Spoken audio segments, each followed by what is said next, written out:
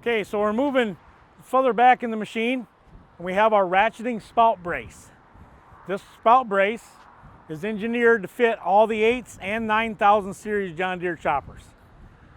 You need this spout brace if you're running a 10 row or 12 row extension. Those 10 and 12 row extensions and all that stuff on the end of a John Deere spout is very heavy. Puts a lot of strain on that first gooseneck of the spout.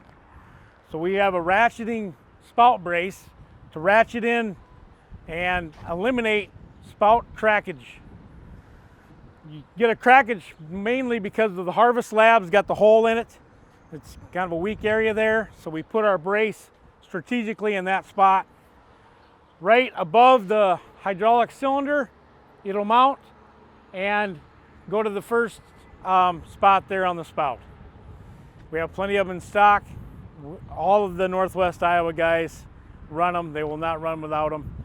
They save a lot of spout breakages. So give us a call. We'll get one sent out to you right away. Thank you.